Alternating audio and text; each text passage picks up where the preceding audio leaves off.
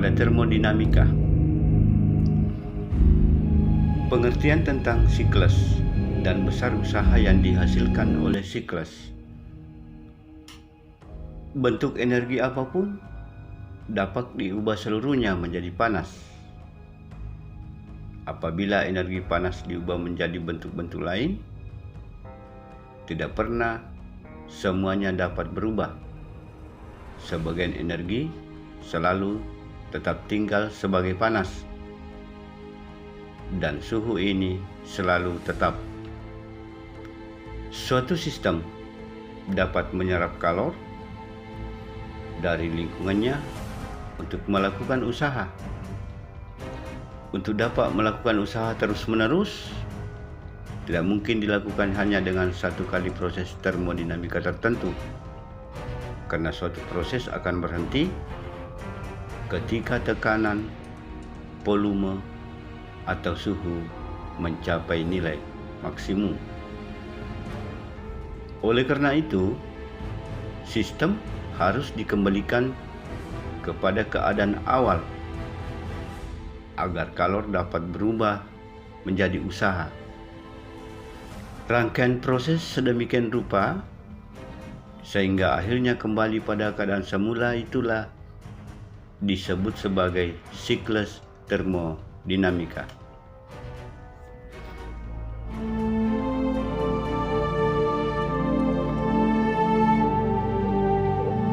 Pada gambar berikut memperlihatkan siklus termodinamika yang terdiri atas proses isohorik, isotermal, dan isobarik. Sistem mengalami proses isotermal dari posisi A ke B.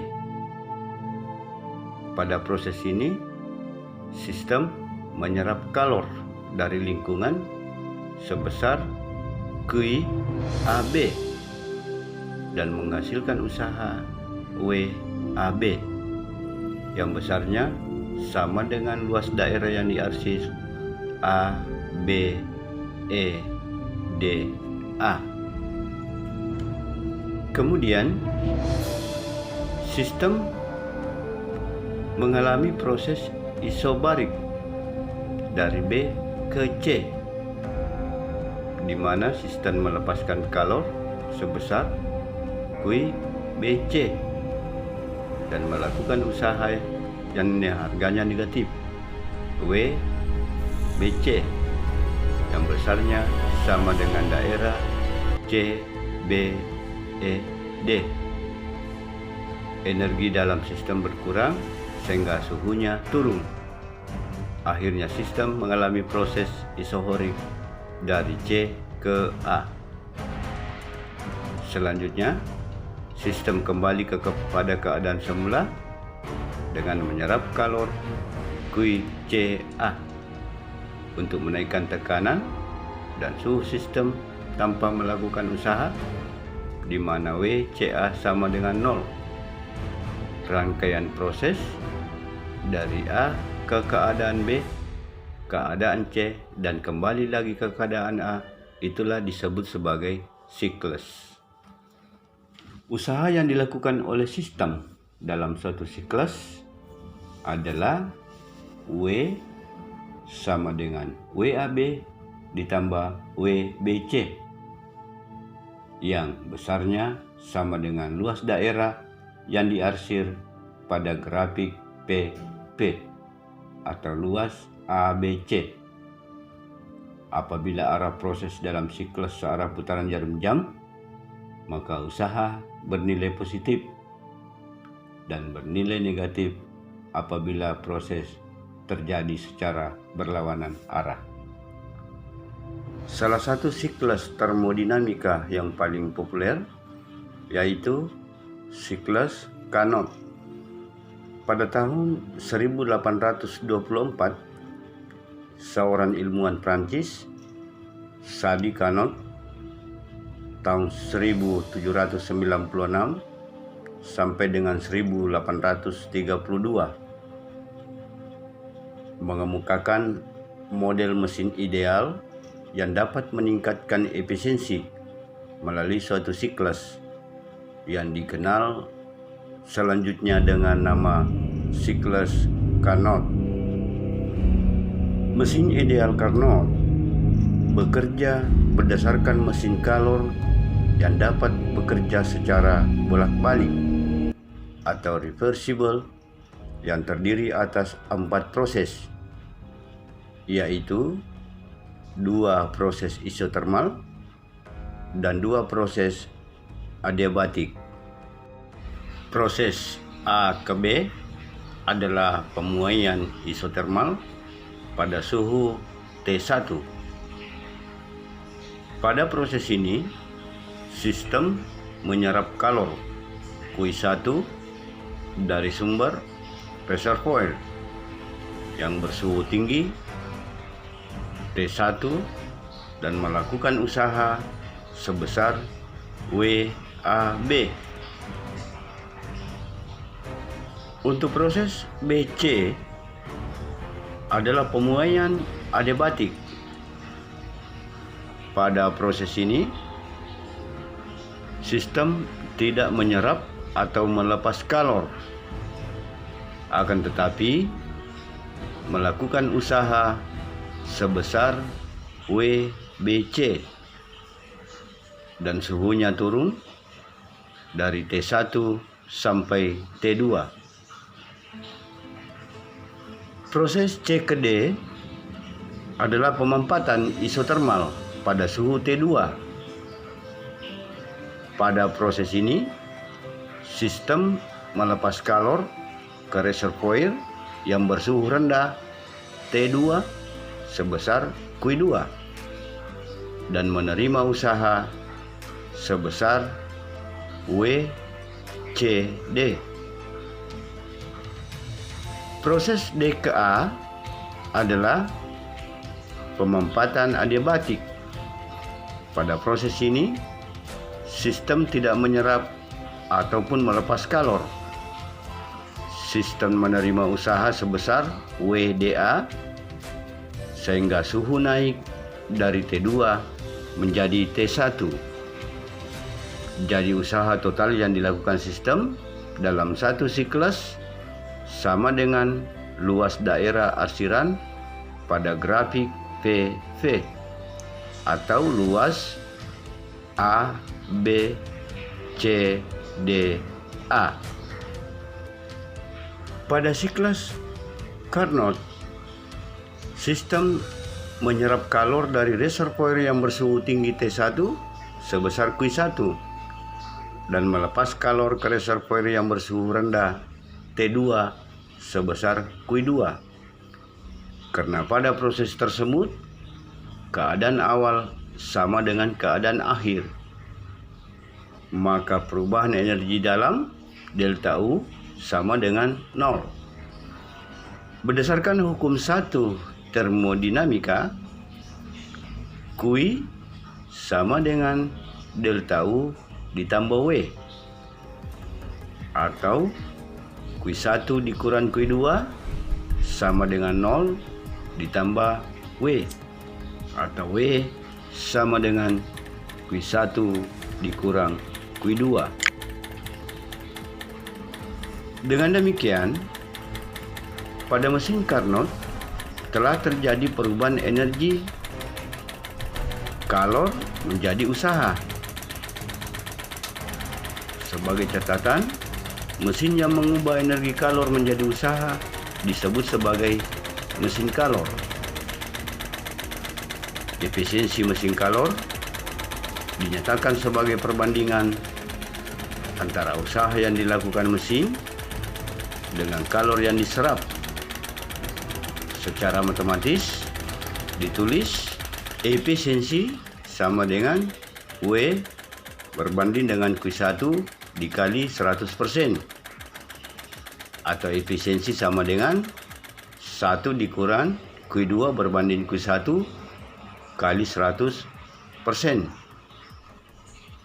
Pada siklus Carnot berlaku Q2 berbanding Q1 sama dengan T2 berbanding T1, sehingga persamaan yang dinyatakan dalam bentuk efisiensi sama dengan 1 dikurang T2 berbanding T1 kali 100%, di mana eta sama dengan efisiensi, Q1 sama dengan kalori yang diserap dalam satuan joule, Q2 kalori yang dilepas juga dalam satuan joule, T1 sama dengan suhu pada reservoir bersuhu tinggi dalam derajat Kelvin.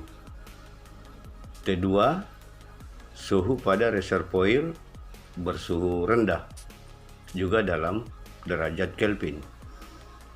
Persamaan tersebut merupakan persamaan efisiensi maksimum pada setiap mesin Calor.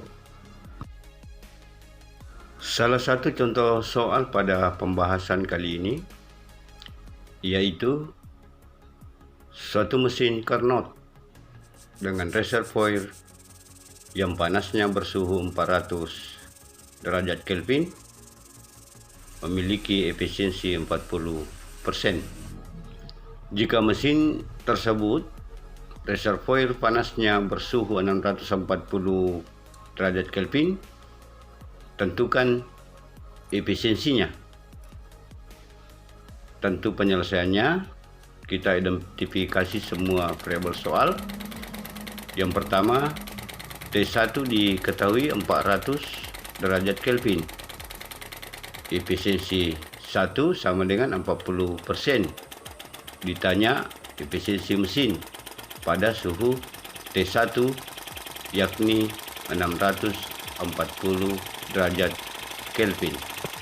Pertama, kita tuliskan rumus efisiensi yakni eta sama dengan 1 dikurang T2 berbanding T1 kali 100%. Efisiensi dalam hal ini 0,4 1 dikurang T2 berbanding T1, sehingga 0,4 sama dengan 1 dikurang T2 berbanding dengan 400 dalam hal ini dari T1. Kemudian kita sederhanakan, T2 berbanding 400 sama dengan 0,6. Jadi T2 sama dengan 240 Kelvin.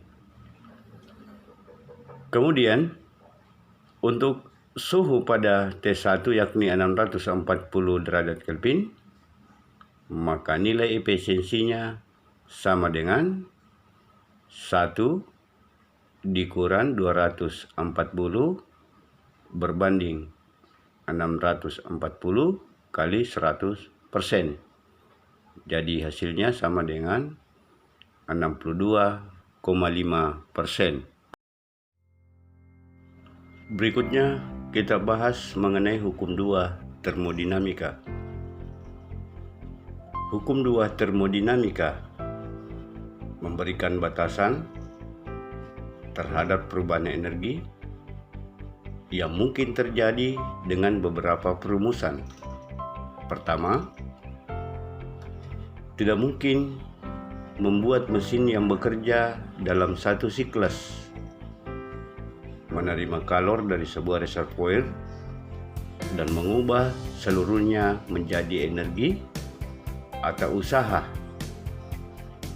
Yang kedua, tidak mungkin membuat mesin yang bekerja dalam suatu siklus mengambil kalor dari sebuah reservoir rendah dan memberikan pada reservoir yang bersuhu tinggi tanpa memerlukan usaha dari luar. Ketiga, pada proses reversible, total entropi semesta tidak berubah dan akan bertambah ketika terjadi proses irreversible. untuk menjelaskan tidak adanya reversible, pada ilmuwan merumuskan prinsip baru, yaitu hukum 2 termodinamika, dengan pernyataan kalor mengalir secara alami dari benda yang panas ke benda yang dingin. Kalor tidak akan mengalir secara spontan dari benda dingin ke benda yang panas. Berikut mengenai entropi. Termodinamika menyatakan bahwa proses alami cenderung bergerak menuju ke keadaan ketidakteraturan yang lebih besar. Ukuran ketidakteraturan ini dikenal dengan sistem entropi. Entropi merupakan besaran termodinamika yang menyerupai perubahan setiap keadaan, dari keadaan awal hingga keadaan akhir sistem. Semakin tinggi entropi suatu sistem, menunjukkan sistem semakin tidak teratur. Entropi sama seperti halnya tekanan dan temperatur, yang merupakan salah satu sifat dari sifat fisik yang dapat diukur dari sebuah sistem. Apabila sejumlah kalor Q diberikan pada suatu sistem dengan proses reversible pada suhu konstan, maka besarnya perubahan entropi sistem adalah delta S sama dengan Q berbanding T, di mana delta S adalah perubahan entropi dalam satuan Joule per Kelvin, Q kalor dalam satuan Joule, T sama dengan suhu dalam satuan Kelvin. Yang kedua, mengenai mesin pendingin. Mesin pendingin merupakan peralatan yang prinsip kerjanya berkebalikan dengan mesin kalor.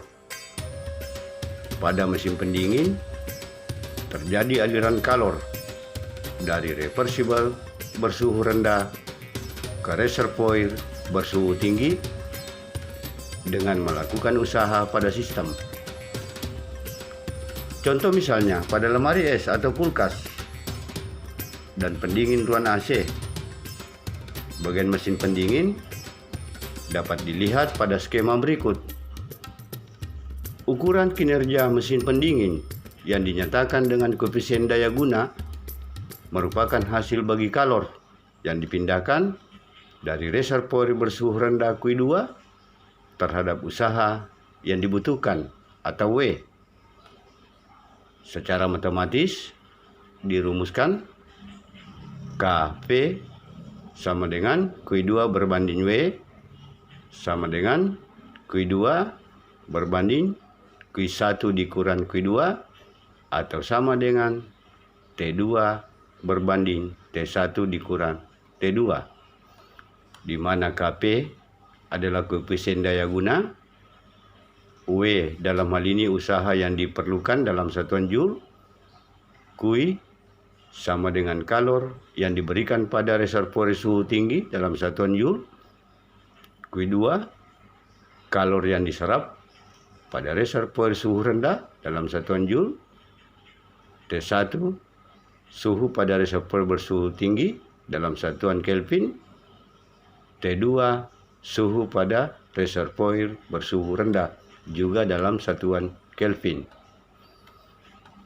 Sebagai contoh soal misalnya, mesin pendingin ruangan memiliki daya 500 watt.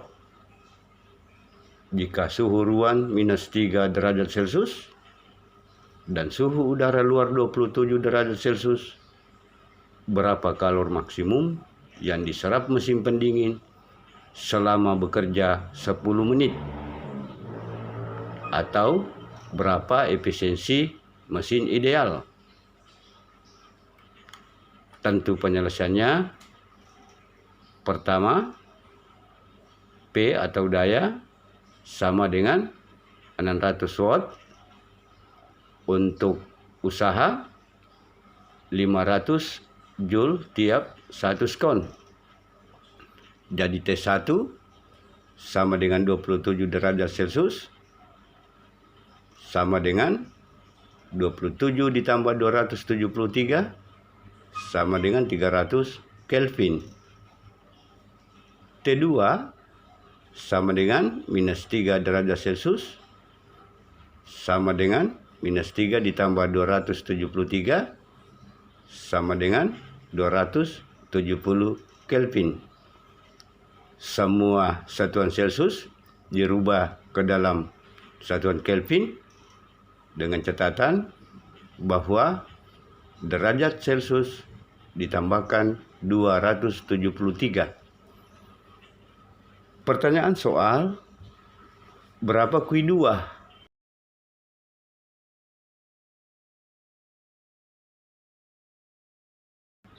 Dijawab, Kp sama dengan T2 berbanding T1 dikurang T2.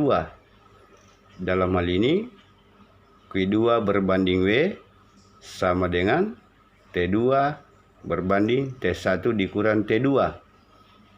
Di mana Q2 273 berbanding 300 dikurang 270 dikali 500.